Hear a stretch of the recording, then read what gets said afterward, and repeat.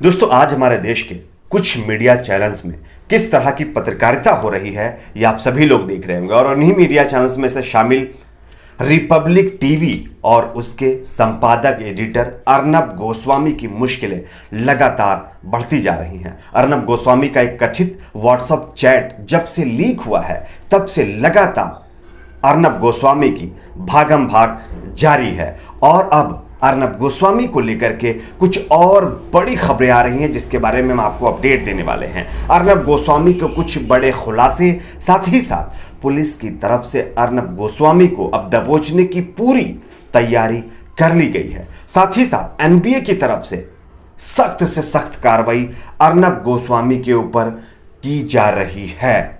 क्या है पूरा मामला, हम आपको विस्तार से बताएंगे। उससे पहले एक छोटी सी रिक्वेस्ट, अगर आपको भी लगता है कि अर्नब गोस्वामी की जो कथित चैट लगातार वायरल हो रही है, इसकी स्पष्ट तरीके से जांच होनी चाहिए। अगर आप भी ऐसी मांग करते हैं तो वीडियो को लाइक करके ज़्यादा से ज़्यादा इस वीडियो को शेयर करिए ताकि ये इंफॉर्मेशन आपके दोस्त अहबाबों तक भी पहुंचे।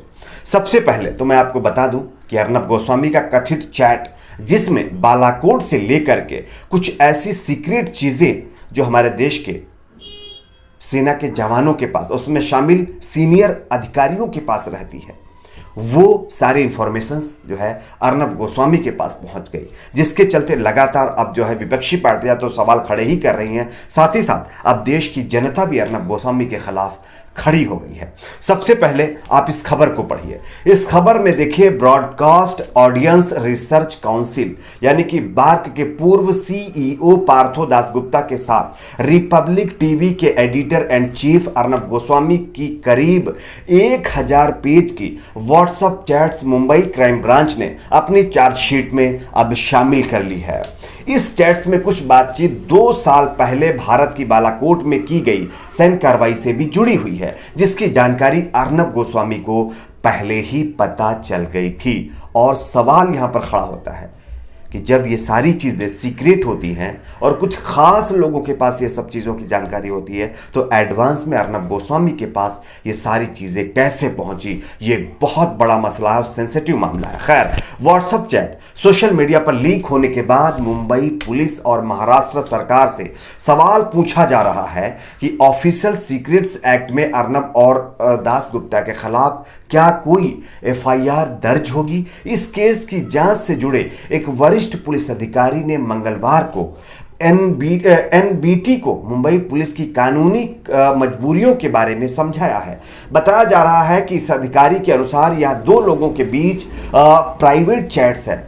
फिर इस चैट्स में बालाकोट पर भारत सरकार की संभावित कार्रवाई का जिक्र है। वह देश की सुरक्षा से जुड़ा मामला है। कायदे से इस मामले में केंद्र सरकार को शिकायतकर्ता बनना चाहिए और मुंबई पुलिस में एफआईआर दर्ज करनी चाहिए। लेकिन क्या केंद्र सरकार ऐसा करेगी? इस अधिकारी के अनुसार यह केंद्रीय गृह मंत्रालय को तय करना है।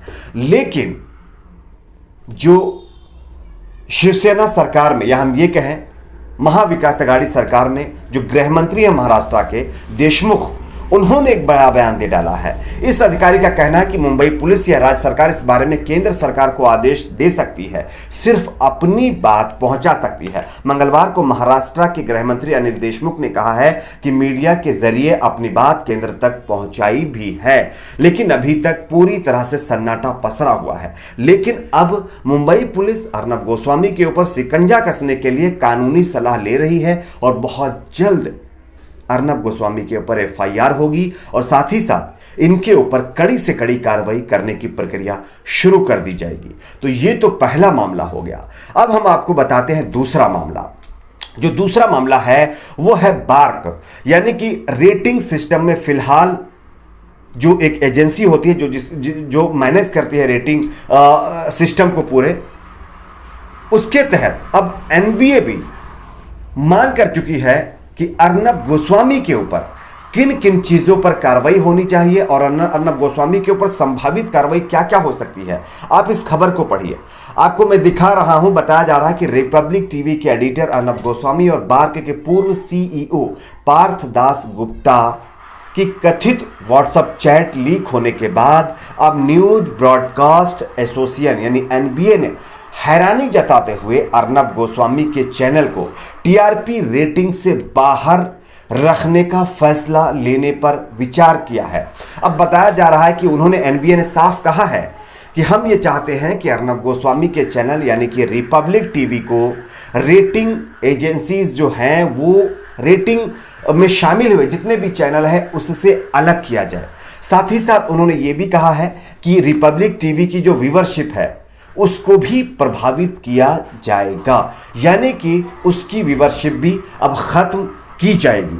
तो ये कहीं ना कहीं एक बड़ी कार्रवाई अर्नब गोस्वामी के ऊपर होने जा रही है। लेकिन जो मेन सवाल है वो ये है कि हमारे देश की कुछ राजनीतिक पार्टियों के नेता जब मुंबई पुलिस की तरफ से कार्रवाई की जा रही तो ये कहा जा रहा था कि मीडिया की स्वतंत्रता के ऊपर यानी कि उसकी फ्रीडम के ऊपर कहीं ना कहीं प्रहार है, जबकि अब मीडिया की स्वतंत्रता के आड़ में देश के साथ इस तरह की चीजें और इस तरह से सीक्रेट चीजों के साथ खिलवाड़ करने के ऊपर कुछ नेताओं के मुंह के अंदर दही जम गया है।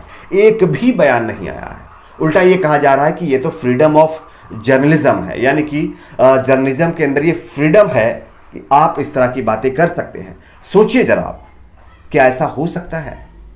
क्या इस तरह की चीजें ठीक है? खैर, पुलवामा में जिस तरह की चीजें हुई जिसका जिक्र अर्नब गोस्वामी ने अपनी चैट के जरिए किया, अब पुलवामा के जो परिजन हैं उन्होंने इस चैट मामले पर अर्नब गोस्वामी को लताड़ा है। आप इस खबर को भी देखिए। रिपब्लिक टीवी के editor in chief Arnab Goswami को पुलवामा के मामलों में शोक संतप्त कर दिया गया है। उन्होंने अर्नब गोस्वामी के खिलाफ यानी कि उनके जो परिजन हैं उन्होंने अर्नब गोस्वामी के खिलाफ सुरक्षा समझौता करने और रेटिंग को बढ़ावा देने के रूप में राष्ट्रीय त्रासदी के मामलों का उपयोग करने के लिए सख्त कार्रवाई की मांग भी की है। यानी कि पुलवामा में जो जवान हमारे बीच नहीं रहे उनके परिजनों का कहना है कि जिस तरह से अर्नब गोस्वामी ने हमें ठेस पहुंचाई है और जो लोग हमारे बीच नहीं रहे हमारे देश के लिए अपने आप को निछावर कर गए, अपनी जान को निछावर कर गए, उनके साथ जो खिलवाड़ किया है, इसके तहत अर्नब गोस्वामी के ऊपर राजद्रोह का केस हो और कड़ी से कड़ी सजा मिलनी चाहिए। लेकिन जिन लोगों को कार्रवाई करनी चाहिए वो पूरी तरह से चुप्पी साध कर बैठे हुए हैं, कुछ बोलने पर अभी तक राजी नहीं है। मीडिया चैनल वाले गए थे बयान लेने के लिए कि आप कुछ तो बोलिए इसके ऊपर, तो बयान देने से बच रहे हैं, कन्नी काट रहे हैं। ये है दो तरह की पॉलिसी। अगर इसी अर्नब की जगह कोई और करता तो अब तक न जाने क्या होता। खैर, अर्नब गोस्वामी के ऊपर इससे पहले भी एक एफआईआर दर्ज की गई और अब फिर मुंबई पुलिस एफआईआर दर्ज करने के लिए जो एक तरह से लीगल पहलू होते हैं उस पर विचार करी। बहुत जल्द अर्नब गोस्वामी को मुंबई पुलिस दबोचने वाली है। आपकी अपनी क्या राय? नीचे कमेंट बॉक्स में अपनी राय को जरूर शेयर करिए। वीडियो को लाइक, शेयर, चैनल को सब्सक्राइब